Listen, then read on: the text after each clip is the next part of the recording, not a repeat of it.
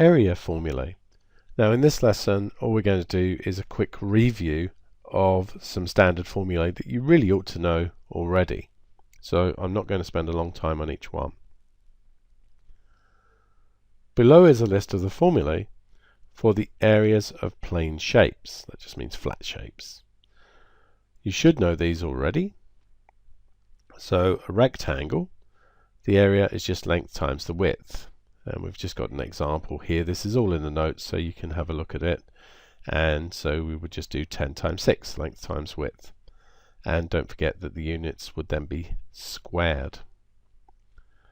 A square is a special case of a rectangle. All the sides are the same length, but we can do that just by length times length, which is length squared.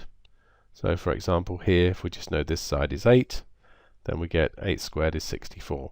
So it's the same as the rectangle formula, it's just that the length and the width are actually equal. If we have a triangle, you should know that's a half of the base times the height, or base times height divided by 2.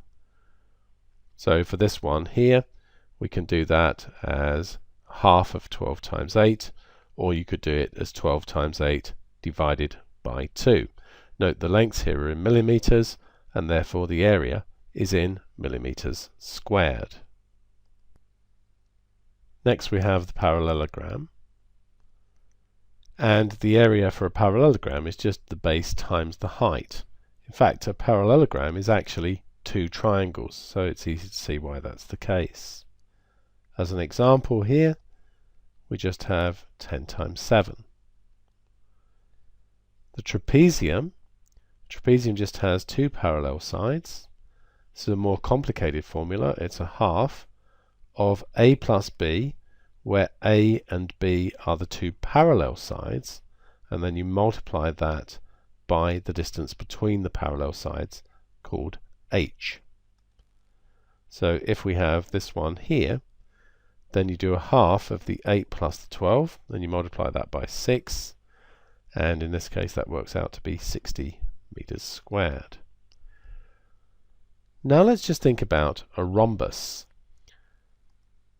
A rhombus is a special case of a parallelogram. If we know the base and height, use the formula for the parallelogram, as we can see above. A rhombus is also a special case of a kite. If we know the lengths of the diagonals, use the formula for the kite, which we're going to look at in a moment.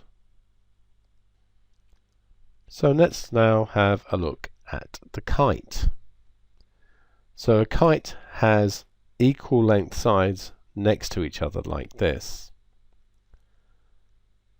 If we know the length of this diagonal across here and this diagonal down here, then the area is just a half of x times y, or you can do x times y and then divide by 2. And here's an example of using that. And now let's go to the circle. So the radius of a circle is here, then the area is pi times the radius squared. So for example, pi times 4 squared, which is approximately 50 centimeters squared. That's obviously a rounded figure. Now you need to be familiar with these formulae and you need to have practiced them, and you also need to look very carefully at your formula sheet and make sure what is actually there. Anything that isn't there will certainly need to be included on any page of notes you do when you know that this stuff could be tested.